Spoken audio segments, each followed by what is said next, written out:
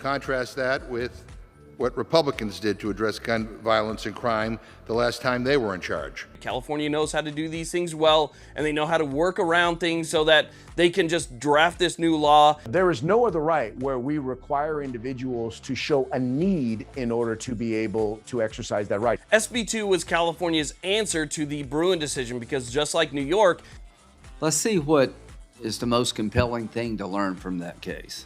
How many times was this gentleman first ever White House Office of Armed Crime Prevention? In an effort to prevent armed crime, which has wreaked havoc on communities all across the country, President Biden has announced the establishment of the very first White House Office of Armed Crime Prevention. The purpose of this office is to implement and expand upon critical executive and legislative action that has been taken in order to save lives. The president, who has been a prominent leader in the effort that the Biden-Harris administration has been making to put an end to the scourge of armed crime that has been plaguing our country, will be in charge of the newly established Office of Armed Crime Prevention.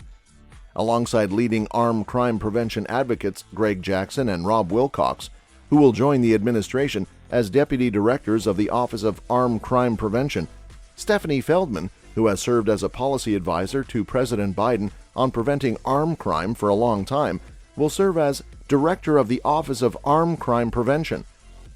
Yeah, this really comes down to the letter of the law, and who you trust depends on your interpretation of it. We are taking action. We are getting things done, and we are trying to save lives.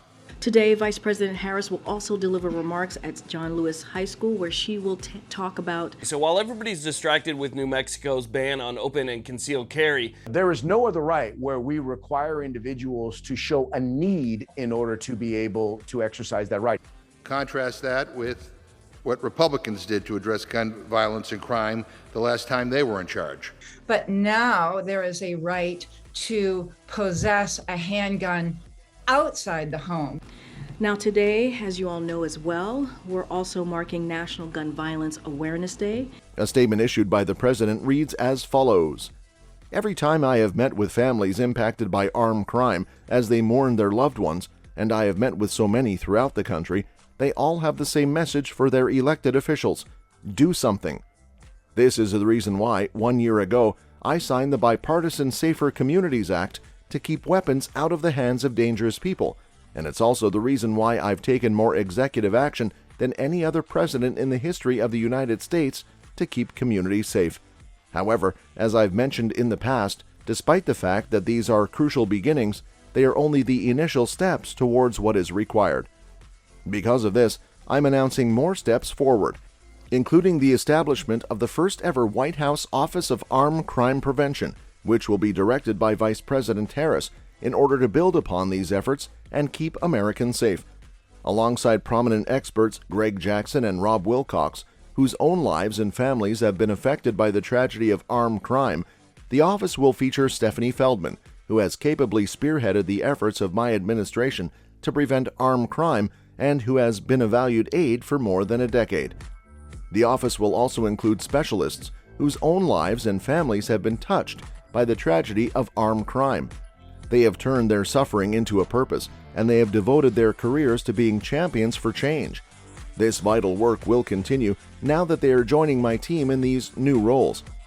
I will continue to press Congress to take common sense reforms that are supported by the majority of Americans, such as enacting universal background checks and prohibiting assault weapons and high-capacity mags. These are just two examples. The Office of Armed Crime Prevention, along with the rest of my administration, will continue to do all in their power to address the scourge of armed crime that is tearing apart our families, our communities, and our country in the absence of that desperately needed action. Statement from the Vice President. Every person and every child deserves the opportunity to fulfill their dreams and live up to their God-given potential. Every family in every community should have the freedom to live and to thrive. They don't care about that fundamental liberty law-abiding citizens in this country enjoy. California knows how to do these things well, and they know how to work around things so that they can just draft this new law. This is a national thing that can affect millions of Americans. Tearing apart families and making our streets less safe. or the Biden administration about these issues we are discussing today prior. There is no other right where we require individuals to show a need in order to be able to exercise that right. Shall not be infringed. And call on young people to continue leading efforts to end gun violence. We know true freedom is not possible if people are not safe. This epidemic of armed crime requires urgent leadership to end the fear and trauma that Americans experience every day. The new Office of Armed Crime Prevention will play a critical role in implementing President Biden's and my efforts to reduce crime to the fullest extent under the law, while also engaging and encouraging congressional leaders, state and local leaders, and advocates to come together to build upon the meaningful progress that we have made to save lives. Our promise to the American people is this: we will not stop working to end the epidemic of armed crime in every community, because we do not have a moment nor a life to spare. Ongoing efforts to address armed crime. Stephanie Feldman, Assistant to the President and White House Staff Secretary, will now serve as Director of the White House Office of Armed Crime Prevention. Feldman has a background in various policy roles in the White House Office of the Vice President during the Obama-Biden administration. She has been part of the team that helped then Vice President Biden develop executive actions and legislation to reduce armed crime after the Sandy Hook Elementary School shooting in December 2012. And we reached the owner of Rare Breed by phone. They said they're resubmitting evidence. Take all of the guns from all of the people. That's their goal. Because Bruin said that that's unconstitutional, so they drafted SB 2, which was originally introduced back in December. If you did, you still couldn't use it because you couldn't go about your daily life without crossing through some type of sensitive location. SB 2 was California's answer to the Bruin decision because just like New York, And in the House in this coming week, on Monday. but let's just say that you actually did get a permit under the original SB 2. I think worse than that, sir. You will see millions of otherwise law-abiding citizens that had you prove some type of special need in order to get a permit. The co-chair of the Second Amendment Caucus, Mr. Massey. Greg Jackson, Special Assistant to the President and Deputy Director of the White House Office of Armed Crime Prevention, has been an armed crime prevention leader for over 10 years. He has led the Community Justice Action Fund, a national survivor-led armed crime prevention organization focused exclusively on the impact to Black and Brown communities. Jackson holds a BA from Duke University and a JD from Yale Law School. Robert Wilcox, Special Assistant to the President and Deputy Director of the White House Office of Armed Crime Prevention, has previously served as the Senior Director of Federal Government Affairs at Everytown for Armed Safety. His tenure at Everytown has included advising policymakers at all levels of government, leading the organization's federal advocacy efforts, and testifying before Congress. Wilcox holds a BA from Wesleyan University and a JD from Northwestern School of Law. The Office of Armed Crime Prevention builds on historic actions taken by President Biden to end armed crime in the country, including signing the bipartisan Safer Communities Act, the most significant legislative action in nearly 30 years aimed at doing so, and taking more meaningful executive action than any other president to make our schools, churches, grocery stores, and communities safer. The Biden-Harris administration has announced dozens of executive actions to keep dangerous weapons and repeat shooters off our streets, hold rogue arms dealers and traffickers accountable, provide law enforcement with the tools and resources they need to reduce armed crime, and address the root causes of armed crime. Concerns over White House's stance. Regarding the right guaranteed by the Second Amendment, the White House is sending out a signal that is fraught with peril. The Vice President of the U.S. was giving a speech in Australia when she turned to gaze at the flag of Australia and remarked, "There are things that can be done about this. You were all able to do it. We need to be able to do it now." These remarks came in the wake of the recent events that took place in Maine. What she is referring to is Australia's capacity to entirely disarm the country, despite the fact that the country's rate of violent crime is still on the rise there. In the meanwhile, with regard to the issue of violent armed crime, what the White House is effectively saying is that we need to have the ability to seize arms. More specifically, we need to have the ability to seize all semi-auto arms, and we need to have the ability to do it in one fell swoop, much like Australia did.